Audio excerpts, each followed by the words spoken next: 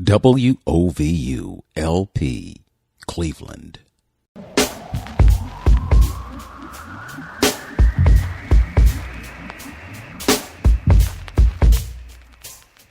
This is Open Door with Vince Robinson. In-depth conversations with people who are making a difference in the lives of others here and around the world. Culture is at the heart of who you are.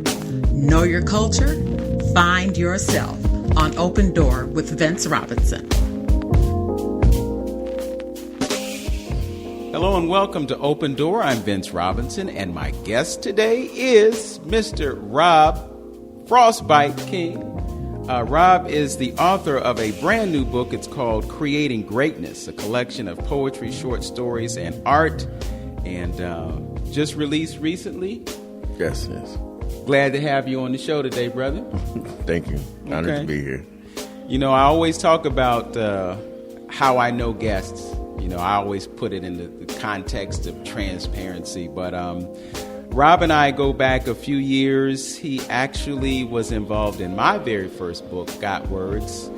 He's a graphic artist, and he tightened things up for me, and I'm forever indebted to him for that. So thank you for what you've done for me. You're so welcome. And thank you for what you have done for others, because I know you have been involved in the projects of other people, but now you've finally gotten around to your own project. So is this book number one? That's actually number 3. Oh, number 3. Okay. So tell us about Creating Greatness. Creating Greatness is actually second volume of Frostbitten, which is my first book. Poems, short stories, frosty thoughts, and some artwork.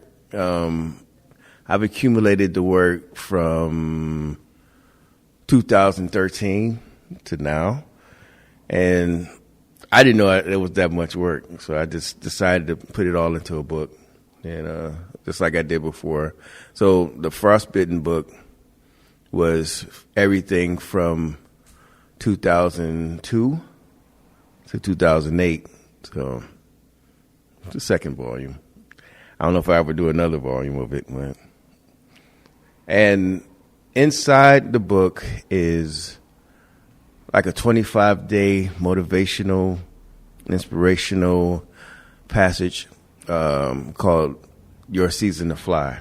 So as I wrote it, I was imagining the person as a caterpillar in the season to bloom into a butterfly, and then as you bloom into the butterfly, the things you're going to encounter, you know. And then on the 25th day, you get to write down what you've learned about yourself. And then the last part is the sketches that I've done back in 2017, 2018, 2019. So I just added all of that to the book. You know. Okay. So we're in the first few moments of the show. I want folks to know right off the bat how they can get a hold of your book. Actually, you can go onto the site called lulu.com. So it's lulu.com, lulu.com/spotlight/Robb King 76, ROBBKING 76. Okay. Yeah, yes. All right. We'll make sure that we post that in the description of the show, so if folks can't write it down, they'll be able to get to it and they can go to the website. You know, I saw the post on Facebook. I saw that it had been done, and I didn't hesitate to go to the website and purchase the book. So I'm waiting for my copy to be delivered. You know, I'm looking at your copy here, and this is like a draft copy. So when mine comes, it's going to be the finished, completed version of this. Right. And I noticed that, as you said, it has artwork in it, and you're going through a 25-day process that should allow someone to discover themselves or go through some type of awakening or spiritual process where they're in a different place than they were when they started. Right. I wrote it mainly like I was writing things on Facebook that was helping me, and hopefully was helping other people. So I decided just to incorporate everything and then put it into Your Season to Fly. It was. People love it. So. Okay. All right. So you've talked about writing since the year 2002, and you also told me how old you are a few moments ago. We don't have to put that on blast, but you can. You know. Okay, but I like to get a retrospective look at guests, particularly those who are from Cleveland or have been here most of their lives. So tell us about your life growing up in Cleveland, because I'm sure that in some way it has affected how you write today. I was born in East Cleveland, and I think after 10 years old, I moved to Warrensville, and it was like, it wasn't much difference other than the houses in the area. Back then, East Cleveland was still suburbish. You know, so it was like the only difference was we were just moving up the way. And when I moved back to East Cleveland, it was like a whole different world. So I'm looking at gang activity, things like that, you know, and drugs. So I started writing back then. I would just write anything, you know, writing about what I'm seeing. But I never like put it out there. But as a kid, I would just write about anything, like what I was going through, things I was going through with my dad, you know, my family. And I remember being in 7th grade, and I had a teacher, English teacher named Mr. Elkins, and all he would have us do was memorize poems. Invictus, different other poems, and have us write. And when you're younger, at first I didn't want to memorize the poems, but after you listen to it, you know, you're listening to the poem as you recite it over and over and over again, it makes you want to write. It makes you want to write the stories. I wrote many stories, reading books, and like children's books, and as a kid, and I lost them, but I wish I had a chance to like hold on to them, like making comic books and things like that. So, yeah, I know I'm rambling, but you know. But that was really the genesis of your love for writing, yeah, as a result of what Mr. Elkins did for you. Mm-hmm. What were you going through with your father? Well, we butt heads, especially when I was a teenager, but it was like a abusive situation, you know. It's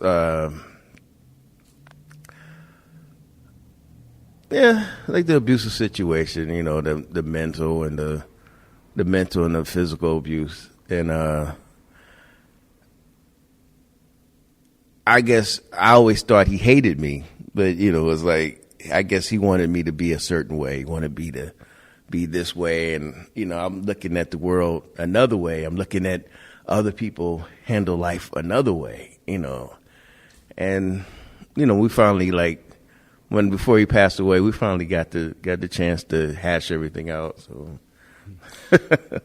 I asked the question because the previous show that I did was a recording artist named Ryan Armand. Mm-hmm. And I happen to know Ryan, and I know of his father. I didn't really know his father that well, but I knew that there were some underlying issues. And what happened with Ryan was that he had difficulties with the relationship that he had with his father, and they went through a certain level of separation. His father was not present in his life, you know, but then later in life they did come back together, and he was able to have a conversation with his father about some of those difficulties, and he actually expressed those things in a song that he wrote called Letter to My Father, which is on his latest project. So that conversation is still fresh in my mind.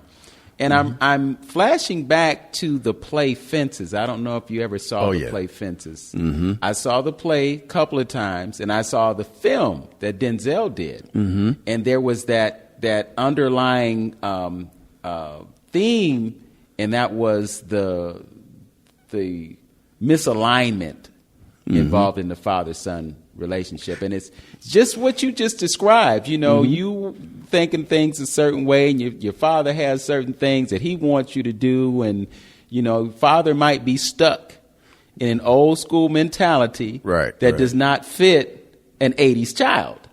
You know, so that's the source of conflict. So when I hear that, I'm just wondering, how do you resolve that conflict?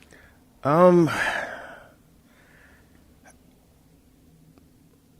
it was me and my child, I would talk to my kid about. I would talk to them about the growth of and what I know, you know, and then you have the choice to live your life. You know, I think if my dad and I would have probably been along better, would have came along better if, and like, as a teenager, telling me, you know, this is what I went through, and then you get a chance to do what you got.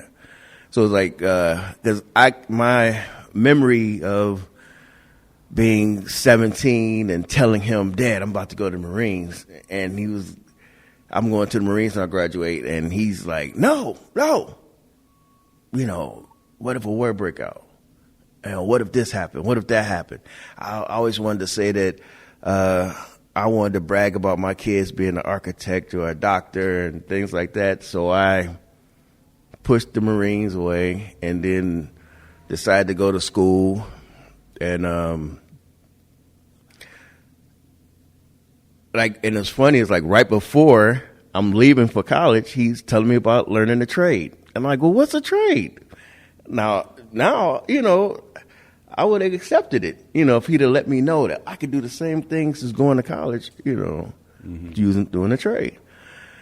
So, you know, I kind of resented him for that. We bumped heads, and like as the years was going, you know, I'm teaching and or I'm doing my artwork, or I'm doing this and I'm doing that. I'm doing security and bodyguard, and it's like whatever I was doing, he always had something to say about it.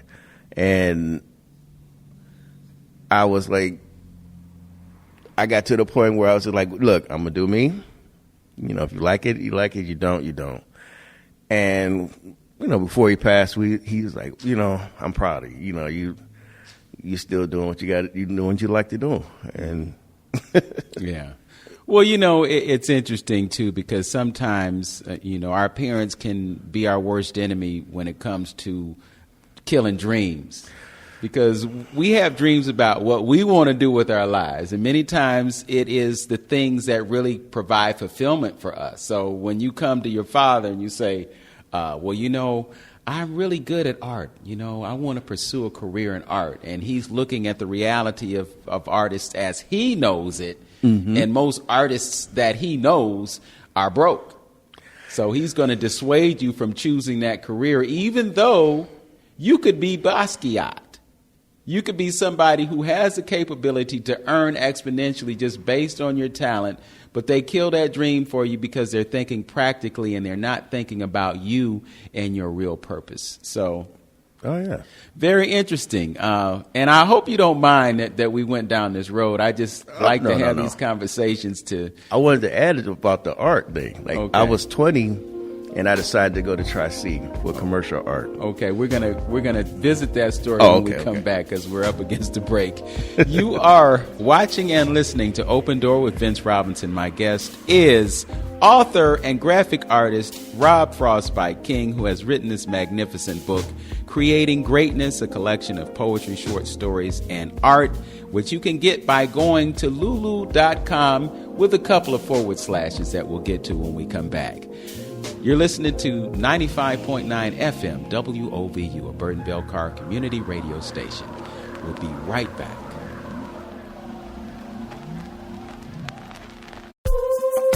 What can you do in the battle against COVID-19? Your first task, wear a mask, protect yourself and others. Armor up, armor up. Give those hands a 20-second shower with soap and water. Armor up, armor up.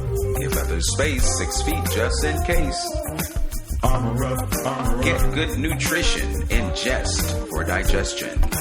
Armor up, armor up. Vitamin C, D3, and more.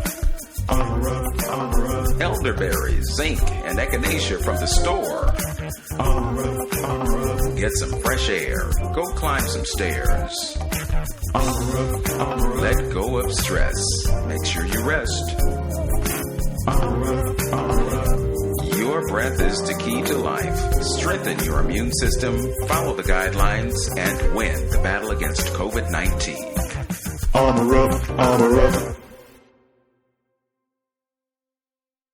Hi, this is Deborah Dahlman from the Legal Aid Society of Cleveland, and you're listening to WOVU 95.9 FM. Welcome back to Open Door with Vince Robinson. My guest is Robb Frostbyte King, the author of Creating Greatness, a collection of poetry, short stories, and art. Before we stepped away, he was getting ready to tell me about his experience with that art class that probably launched his career as a graphic artist. Well, I decided to go to commercial art at Tri-C. Take commercial art, and learning from the teachers, I was frustrated because they was always talking about how they jumped from job to job to job to job. And I'm looking at my parents working at one job and being steady with that one job. And I'm like, well, why you keep jumping from job to job? And then I tell my dad about taking commercial art, and he's like, there's no money in commercial art. You're like, I work with somebody who got a degree in commercial art. He worked with me at CMHA. And I'm getting frustrated. So I stopped drawing. I stopped doing my artwork. And like 10 years later, I'm 30, after I got sick, I just decided to do anything, everything I like. I'm building, making stuff, reupholstery furniture. Anything I'm doing it for me. If I'm making money off of it, so be it. So, in essence, you're happy doing what you can do, but you've also been dissuaded from being an artist because Dad said, well, you ain't going to make no money with that. Right. And what's funny is he saw some of my artwork and my graphic work, and he was like, why are you trying to be a teacher? This is what you should be doing. I'm like, you're late. I'm doing it already. So, yeah. Okay. So 20 years ago, we're looking at around 2000, 2001, 2002, and then you make this emergence and you start taking it seriously, and the next thing you know, you're a part of the Cleveland poetry scene.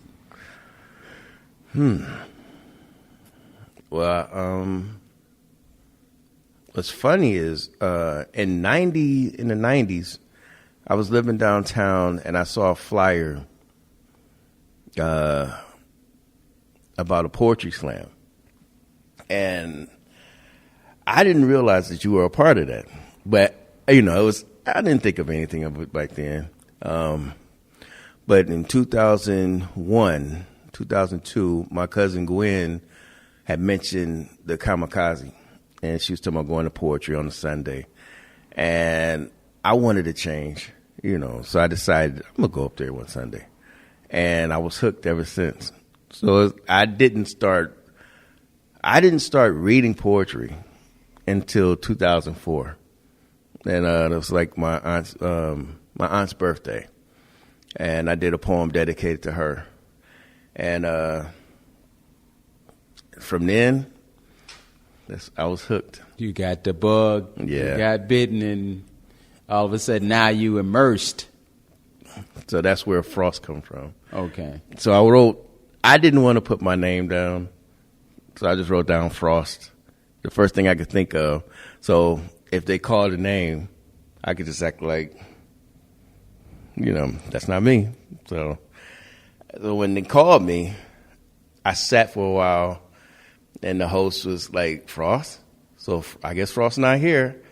And then my cousin looked at me, and she was like, Bobby, that's you. And I'm like, because, she remembered me using Frost as a kid. So I got up, went on, performed. And so the rest is Frost history. is obviously an allusion to being cold. Actually, no. Okay, tell us about it. Because it's Frost, Frostbyte. So, well, Frost comes from me being a kid not wearing coats in the wintertime. They used to call me Jack Frost. So, I rarely wore a coat. Even now, as a grown up, I have a couple of jackets, but I don't wear a coat. And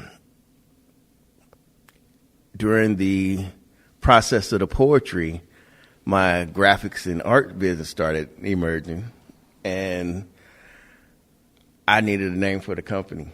So I was thinking Frostbyte, and instead of the IT is Y, so BYTE. So like using the computers, bytes, Frostbyte graphics. So. Yeah. Well, it's something that has stuck with you, and when I think of you, I always think about Frostbyte first, and then I remember Robb. You know, my brother's name is Robb, so that's an easy one for me, but Frostbyte has always stuck out for me, and I've wondered why and how you came upon that. So I really appreciate you sharing that with me. So as you got into the Cleveland poetry scene, you landed in a few different places. So can you talk to us about your history and some of the folks that you were connected with? In 2004, the end of 2004, 2005, I became a part of Chief Rocka. I was like on the street team, and then went from the street team to being a part of the group. And from then, even before then, I got to like go different places with them, like different cities and stuff to perform. I got to meet different poets from other countries, other cities, not countries. Well. Yeah, you consider some of them were from other countries. Yeah. And it was amazing. It was amazing to get to perform in different places. I think I did near Coffee House in 2012. Yeah. Mm-hmm. So it was amazing.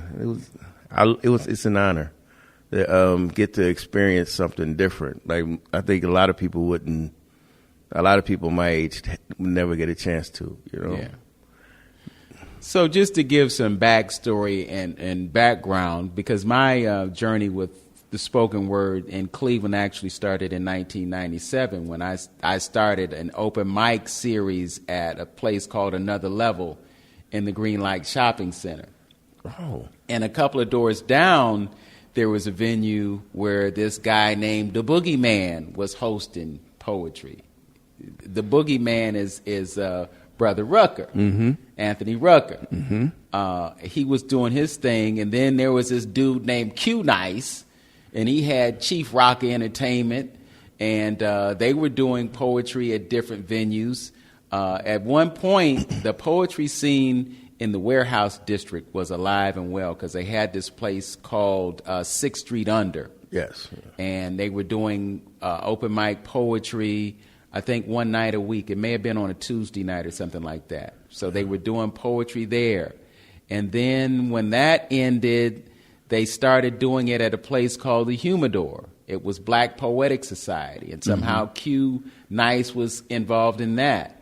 And then eventually somewhere else on West 6th Street, there was another venue.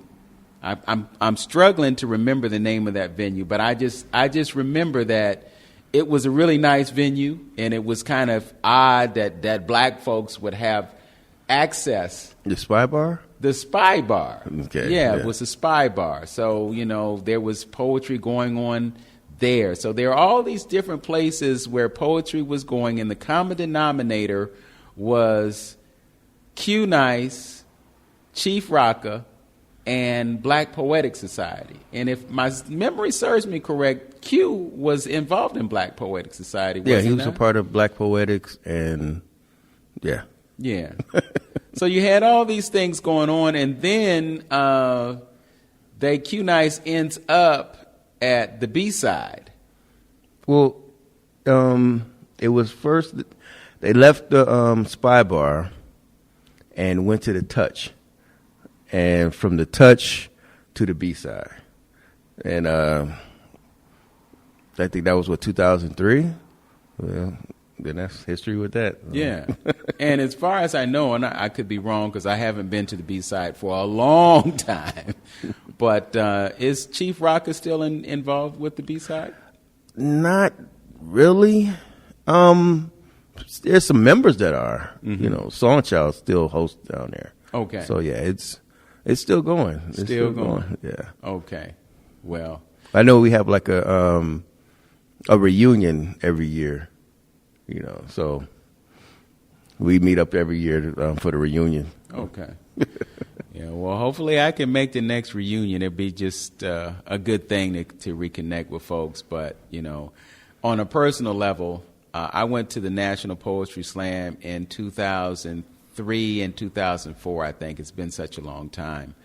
But after going through that experience, I had to step away because if I heard another poem about someone struggling with their sexual identity, if I heard another poem about somebody being sexually abused as a child, if I heard another one of those poems, it's like my head was going to explode because after a while, they just all started sounding the same, and I just went to a place where I was not connected to my ability to create with words. You know, and I kind of moved into creating music and stepped away from writing poetry. And I know this is probably going off on the deep end because this show is about you and it's not about me. I understand. But I'm relating, you know, I'm relating to being in a place where you experience writer's block, where you lose your desire to write because there's just nothing that inspires you to write.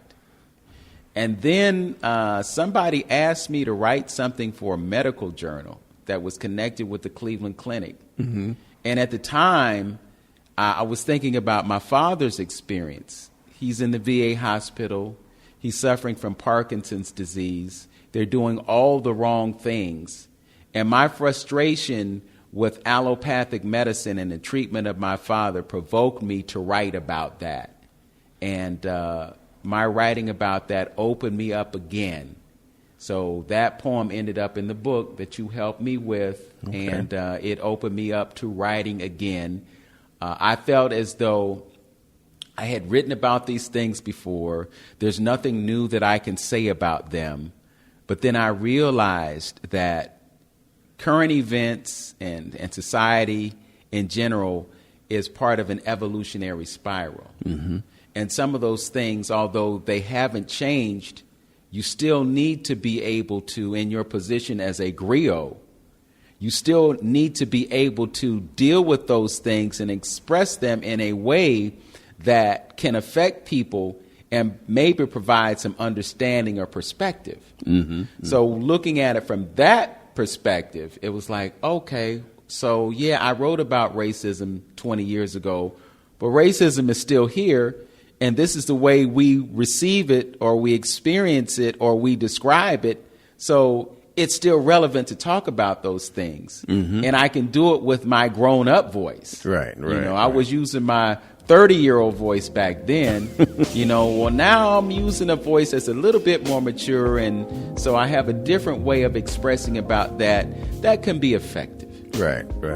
I think a lot of young people are more open to seeing what we think, you know, as older people. I think that's probably why I started writing more motivational things instead of anger and hurt. You know, I wanted to show them there's something different that you can grow from it. A lot of people look at me and they're like, well, you look like you've never been through anything. So that's why I wrote Conqueror, because it was talking about my life coming up and it was showing something different. I'm like, I know I look like I haven't been through anything, but I had to show them. I had to let them know. You know, I was an abused child, or I'm looking for different jobs and stuff like that, and battling obesity, and you know, I went through a lot. So I had to show them what life is about. Okay. Let's get back to that when we come back. We need to take a really quick break, I promise, because this segment has been a little bit longer than it should have been, but it's okay. We'll get through it. You're watching Open Door and listening to Open Door on 95.9 FM WOVU. I'm Vince Robinson with my guest, Robb Frostbyte King, the author of Creating Greatness. We'll be right back after this. Are you or someone you know in need of help? Here's a resource you can turn to. The Thea Bowman Center has been serving the community for over 50 years and provides services to help support Mount Pleasant and surrounding communities of all ages. Some of these programs include adult education like GED, computer classes, food pantry, senior outreach, youth after school, and summer programs, and much more. Are you a Cleveland resident in need of a GED preparation, a food pantry, youth or senior programs? Then call the Thea Bowman Center at 216-491-0669 or visit TheaBowmanCenter.org. Call the Thea Bowman Center at 216-491-0669 or visit TheaBowmanCenter.org to register today. This message is brought to you by the Thea Bowman Center and WOVU 95.9 FM, Our Voices United, a Burton Bell Carr community radio station. You're listening to Open Door with Vince Robinson on 95.9 FM WOVU. My guest this morning is Robb Frostbyte King, the author of Creating Greatness, a collection of poetry, short stories, and art by an artist, a graphic artist, and a poet. So you're wearing 3 hats with this book. Yes. Yeah. Yes.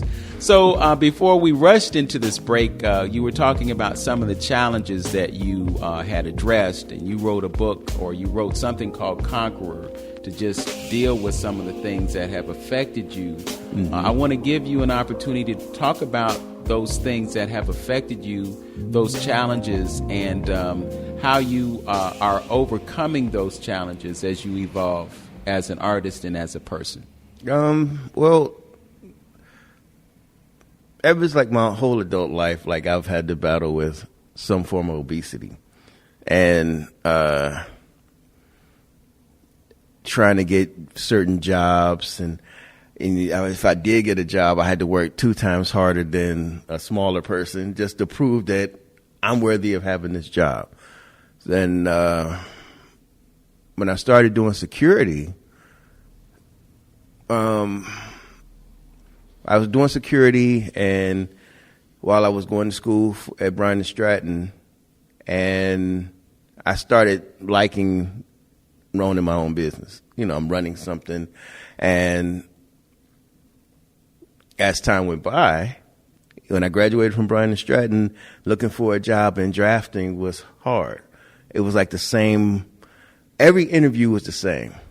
Like, I go into the venue, they take me up 2 flights of stairs, and after the interview is over, they send me down the elevator. So it was like I already knew the same routine. It was the same routine over and over and over again as far as looking for a job.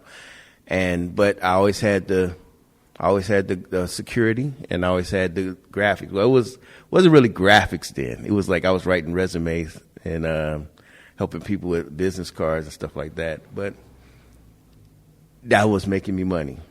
And even now, like, I say in the 2000s, I lost a lot of weight.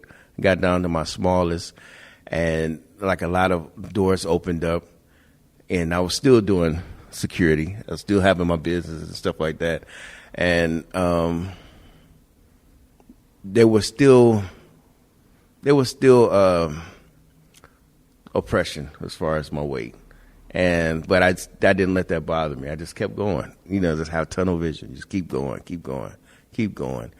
People will catch on. If they don't, so be it. Like even now, people will catch on and they'll like what I'm doing, and they'll want me to be a part of what they're doing. If they don't, so be it.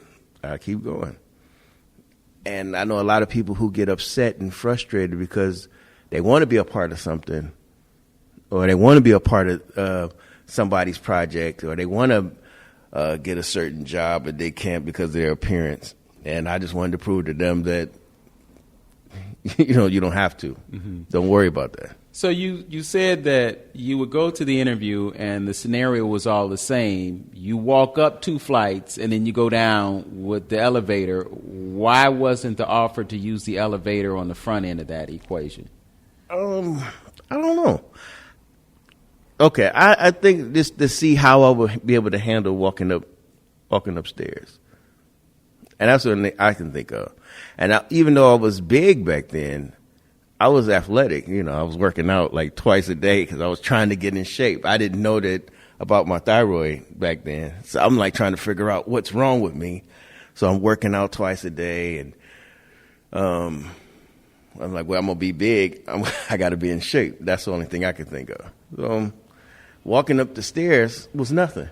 To me, I just got frustrated with every job doing the same thing. Like places that I didn't even know had stairs. It looked like you walk in the building, it's only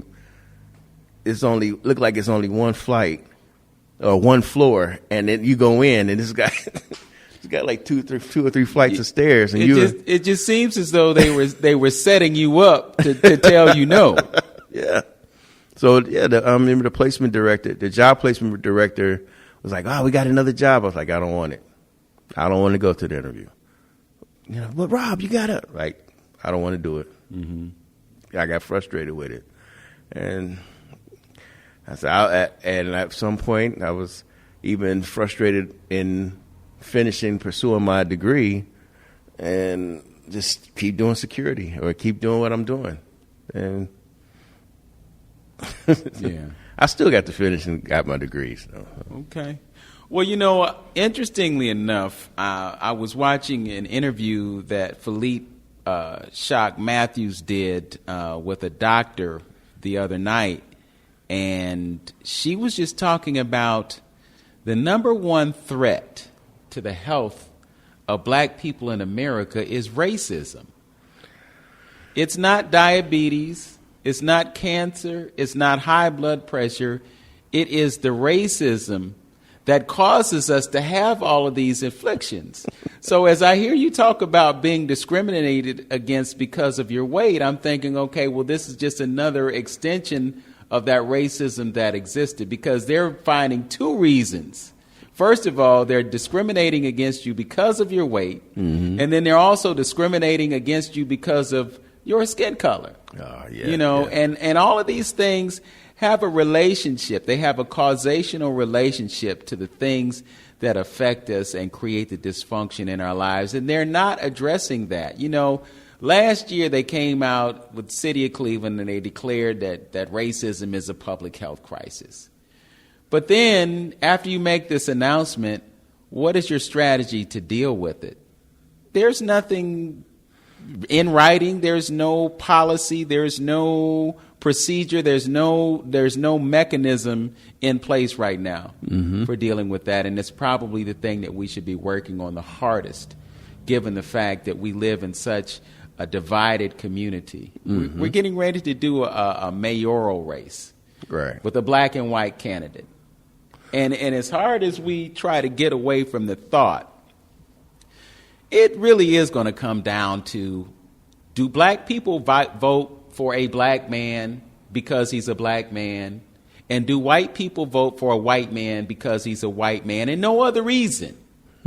Because we tend to pull for our own when it comes to, let's be honest about it.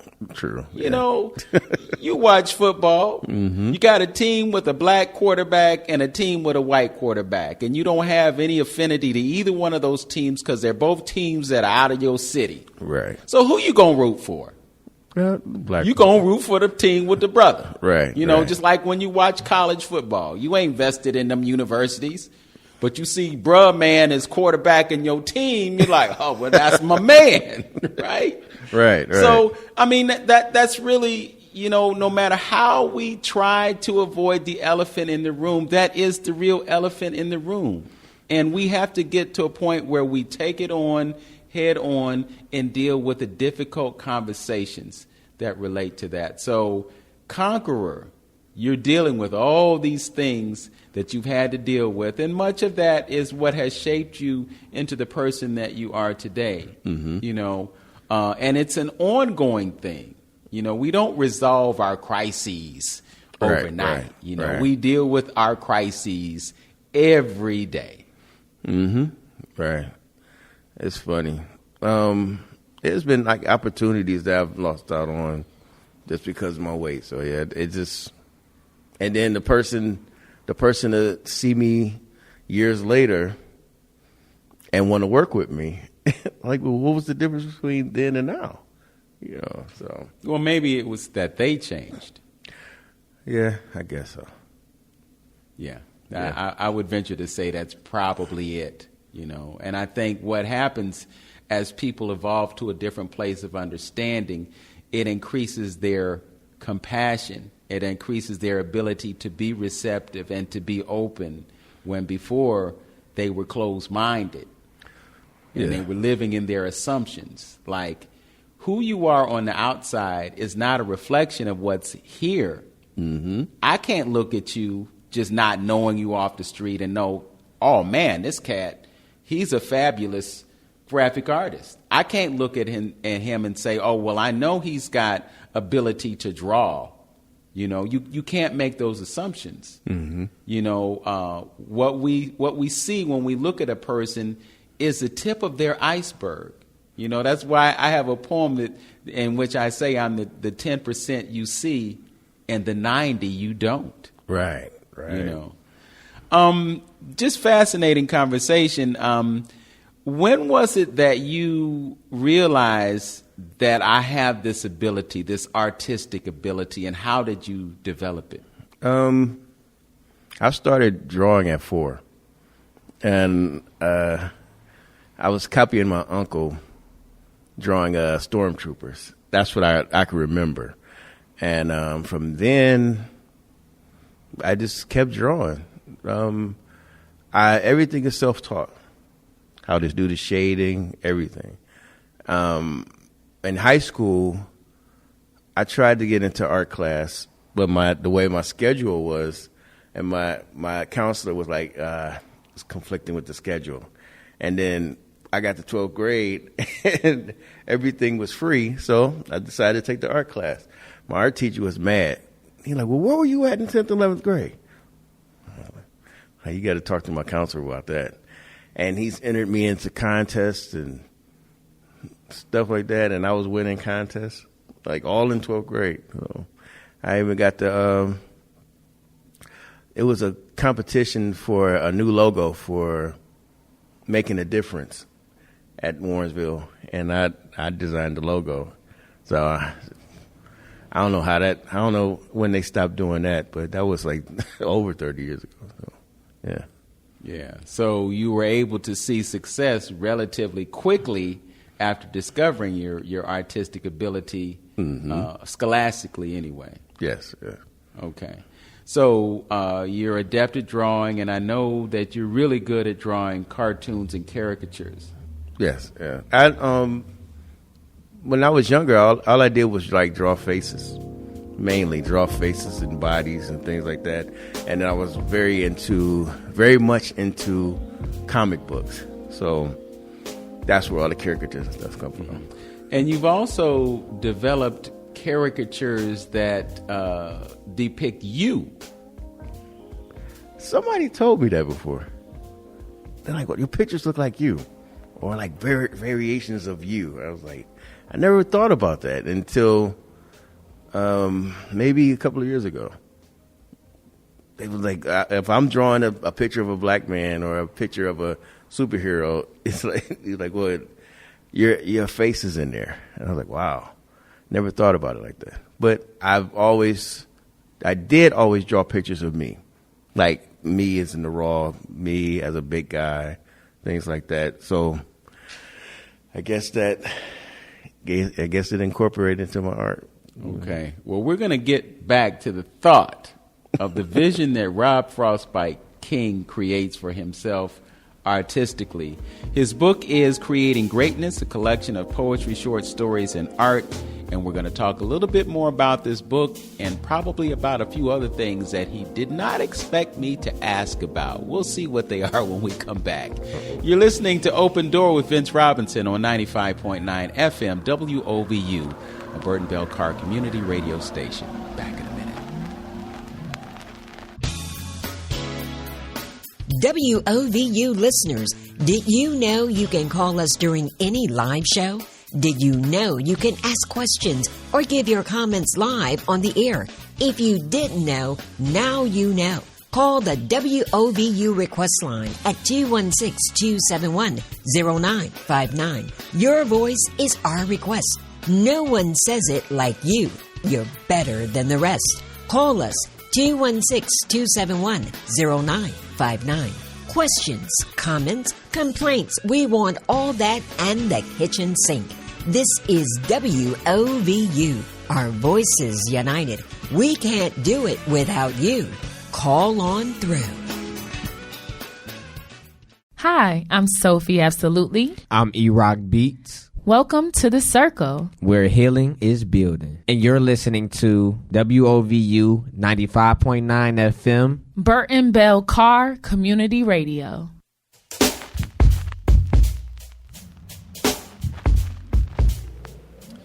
We're in the final segment of Open Door with Vince Robinson, and I am with Robb Frostbyte King, the author of Creating Greatness, a collection of poetry, short stories, and art. It's available on Lulu.com. Give us those forward slashes. Lulu.com/spotlight/Robb King 76. ROBBKING 76. All right. Mr. Frostbyte himself, creating greatness. So before we took the break, we were just talking about how you kind of surface in some of the drawings that you do. You've described your struggle with obesity and some of the challenges that you've had as a result of the abuse that you received when you were a child. Just curious about what you see as your future as you create an ideal image for you and you have thoughts about where you would like to be. Well, I'm now in the process of doing children's books. I'm illustrating for other people's children's books, and there's poems that I've written that I think I wanted to make into like little like mini graphic novels, and I'm working on one now. It's called Conversations with Cupid. It's based off of a poem I wrote about having a conversation with Cupid, and like I guess as the time goes by, keep doing better with art. And I have a 7-year-old nephew who can draw now, and I took him under my wing, sort of. So he's very much into art. So that's like the legacy, I guess, that I have. Mm-hmm. You said something earlier in our conversation that I meant to pick up on, but I failed to do so, and that was just this whole idea of now not being the young person. You know, now you're kind of perceived as an elder, and I got a couple years on you, so I'm really grappling with that myself, you know, because even though, I've been around much younger people for a long period of time. I mean, when I started my open mic back in 97, I had a few years on most people, so many people don't really know how old I am. But, what's it like for you to be considered one of the elders, so to speak? I think the young people, they'll until they realize how old I am, that's when they consider me an elder. A lot of them think I'm their peer because I still look like I'm 28, 30. And when they find out, they go, "Oh, snap, you old enough to be my dad." And, some will call me dad or papa, and they'll call me and reach out to me and ask me about certain things or ask about my wisdom, Yeah. Or ask what I think about certain things as far as art and poetry. I'm happy about that. Or whether what they should do with their art. And I tell them whatever they feel. Okay. You know, I won't tell them nothing that I wouldn't do myself. So. On the other hand, what do you see as the disconnect between younger folks and folks who are in your age range and perhaps my age range? A lot of them feel like we haven't been through what they've been through. And I think what I've learned is some think that we're weaker than them. I mean, as far as racism and things like that. And sometimes we think they're weak because we could say something to them. We can give them constructive criticism, and they'll take it like we blew up their whole world. And we're trying to just help them out. I think the disconnect is communication. And like I have a 14-year-old niece now, and she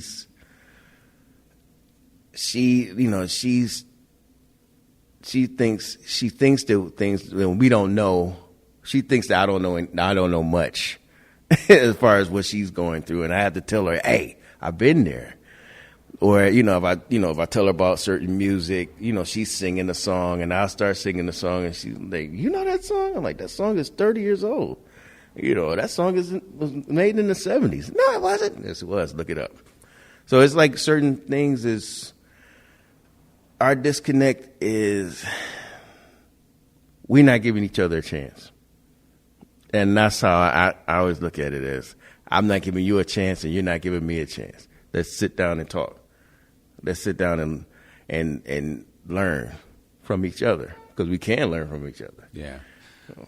Well, it just amazes me to think that a young person would think that they're going through something that you've never gone through.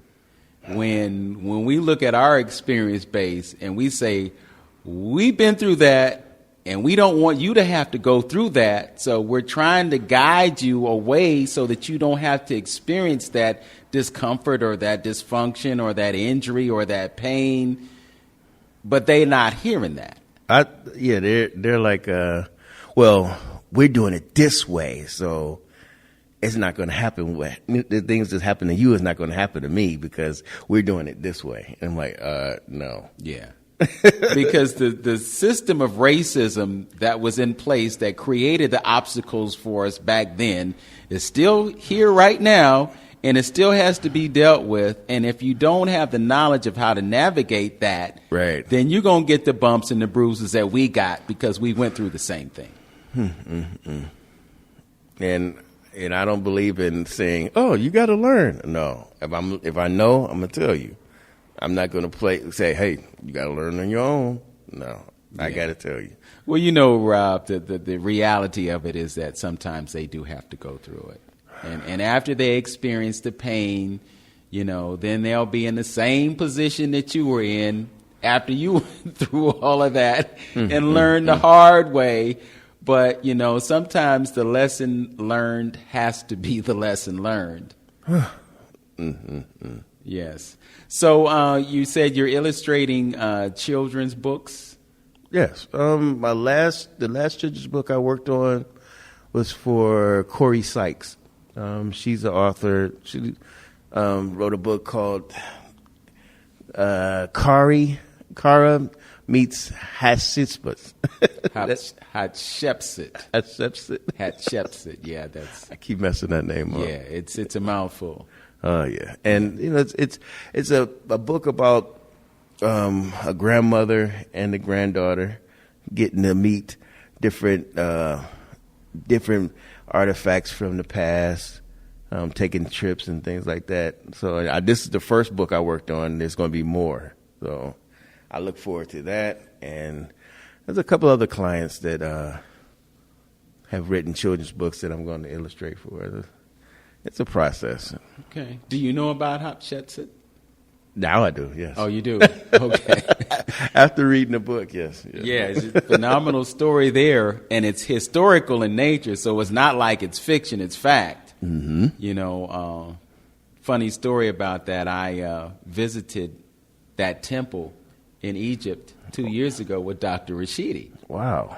And during that time, you know, I got this thing, whenever I find pennies, I think about my dad, you know, because my mother told me the story of pennies from heaven, you know. So there's a connection between myself and my father whenever I find a penny.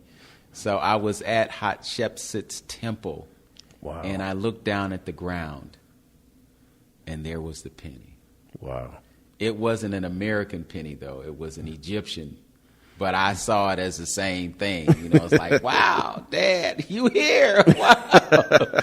Interesting. Wow, that's amazing. But yeah, I guess my craft is coming up, and maybe somewhere down the line have a comic book or two, especially with my nephew. You know, he's coming up with characters and stuff like that. So yeah, well, it can't really be overstated. You know, the impact that you can have with something like that. I mean, graphic novels are big business, and we talked a little bit about NFTs earlier, but before we started this interview. But there's a lot of opportunity for someone who has the skills that you have. So I'm going to wish you success with that and encourage you to pursue an understanding of that realm so that it can benefit you, because there's a lot of money to be made in cryptocurrency markets right now. The cryptocurrency market capital is over $2 trillion, which is it's a fraction. It's a small fraction of the Forex markets. I mean, $2 trillion in the crypto markets, but then you're looking at hundreds of trillions of dollars in the Forex market. Wow. So there's money to be made. You just have to know how to get to it and how to navigate that landscape. But once you do, you know, it's a game changer. So much success to you in that. So you're working on the children's book. You just published this book. Are you looking to do another collection of poetry after you get what you get from this one? Probably in another 5 or 10 years. Because it's going to take you that time to collect enough poems. Right. And what are you writing about these days? Current events, things that's happening now, things that happen. I wrote a book about a college experience I had, and which was racism in it. So I think that would be like the next book after Conversations with Cupid. So it's the process. Is it going to be poetry, or is it going to be more of a narrative? No, it's more of a narrative. Okay. All right. Well, I got a few poems that I've written in the past couple years, and I really need to get another book out. I need to sell the book that I already have. But I got a book sitting in me, and something tells me that I'm going to need to reach out to you for some assistance with this new project. You know, when you get to where we are right now, you got a whole bunch of things going on at one time. So while we have this conversation, I'm looking at transforming this space into a gallery space, so we can put up an exhibition that for me has been overdue. But I really do want to get to the next book project because, as I said, I've written a few things in the past couple of years, and I want to get them out. And I also want to get back to doing spoken word here at Larchmere Arts. I know I was privileged to have you as a feature before things got shut down last year. And it's just gratifying to provide a space for audiences and to connect those audiences with authors like you, because everybody needs a platform for their expression, and that's part of what my role is here at Larchmere Arts. So I look forward to having you back on the stage as a poet, perhaps an opportunity to sell Creating Greatness, a collection of poetry, short stories, and art by Robb Frostbyte King, which you can get by going to lulu.com/spotlight/Robb Frostbyte. Robb King 76. Robb King 76. And that's ROBB King 76. Robb King 76. Go there. I'm going to put that link on the thumbnail and the description of this radio program so folks will have easy access to your book. And with that, wish you success in all your future endeavors. Robb King, it's been a pleasure to have you on this radio program and this television show. Yeah, it's been an honor. You've been watching and listening to Open Door with Vince Robinson with my guest, Robb Frostbyte King. And as always, know yourself, love yourself, be yourself, make today your best day. Peace.